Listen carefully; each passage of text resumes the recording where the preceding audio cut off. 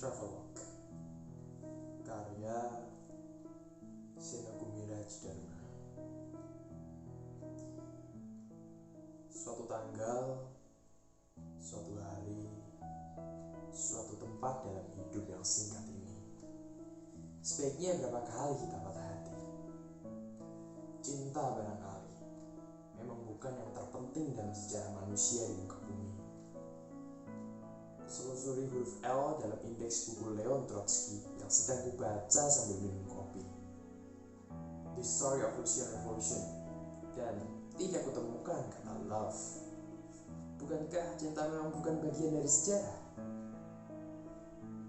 Aku datang ke kota ini tidak untuk minum kopi, tetapi dalam suatu musim ketika angin bertiup kencang, kutemukan diriku di bawah atap sebuah kafe, menyeruput kopi sambil memperhatikan matahari menyepuh rerumputan menjadi kering.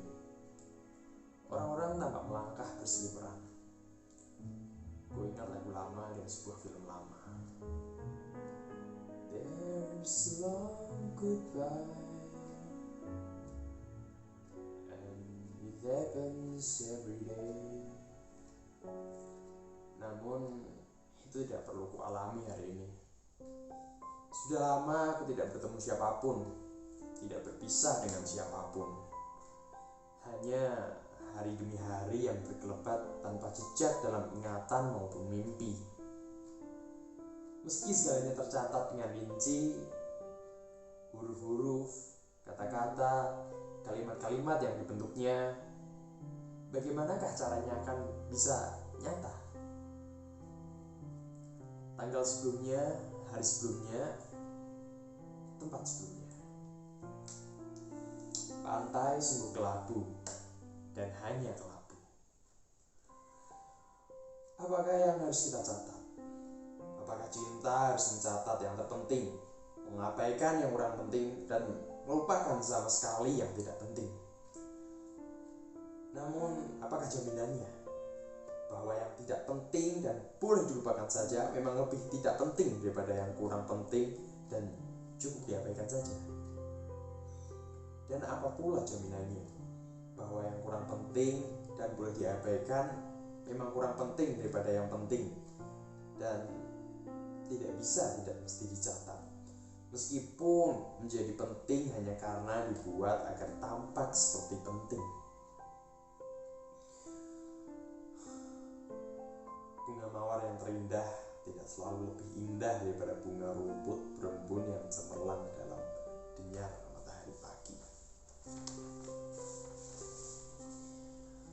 Ini seperti bingsut, jempol lebih unggul dari telunjuk, telunjuk lebih unggul dari kelingking, dan kelingking lebih unggul dari jempol. Hidup adalah perjudian.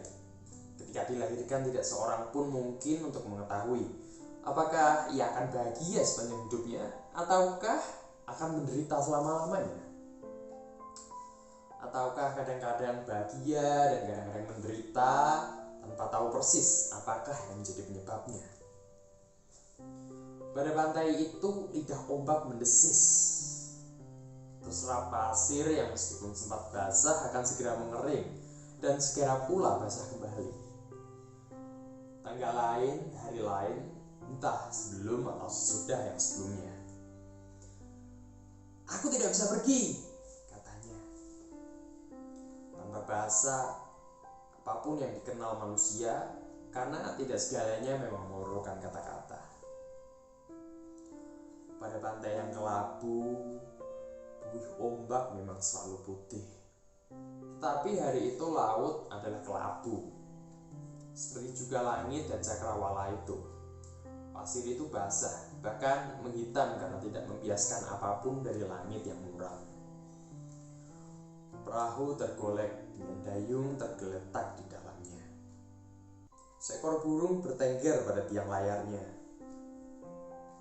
Batu-batu, kerang dan ketam, jejak telapak kaki seseorang. Tidak adakah sebuah cinta dari sini? Makna datang seperti titik-titik yang muncul perlahan membentuk gambar. Seperti kata yang muncul satu persatu dalam waktu sebelum menjadi kalimat yang selesai. Seperti pemandangan pantai itu, mula-mula kabut, lantas beraung. Baru kemudian orang-orang datang bagi bayang-bayang hitam di jauhan yang tidak akan pernah mendekat, membawa jala, membawa bekal, dan segala peralatannya. Mereka terdengar berkata-kata, mendorong perahunya, dan segera menjadi noktah yang lenyap di telan pemandangan itu. Apakah para nelayan hanya bagian dari gambar? Ataukah manusia yang akan memahami segala sesuatunya tanpa memerlukan kata-kata dalam dunia yang telah sangat dikenalnya? Seperti nada sebuah lagu, makna tersusun dari detik demi detik, memastikan riwayat hidupku, riwayat hidupmu, dan bagaimana riwayat itu berpapasan hanya untuk berlalu.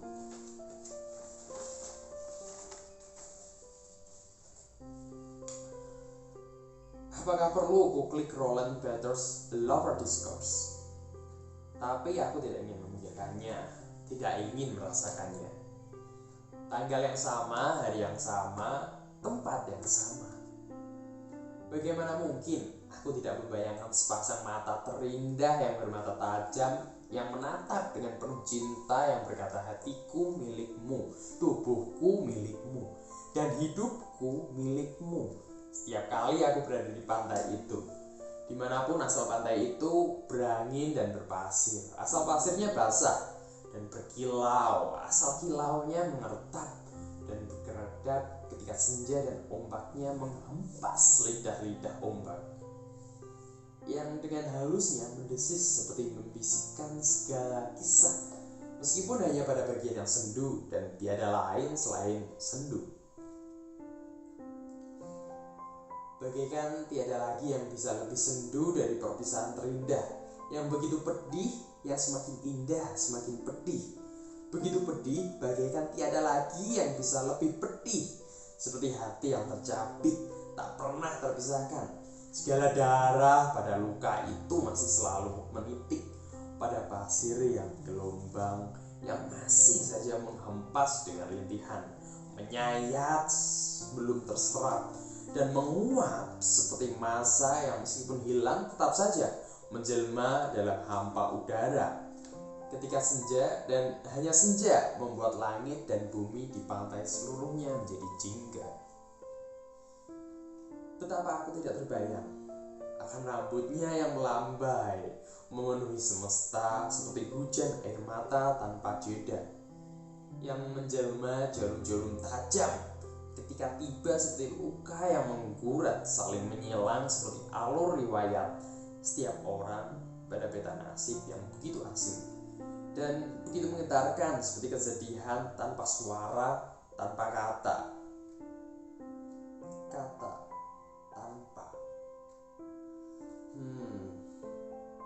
Apakah tidak terlalu pagi untuk melankoli?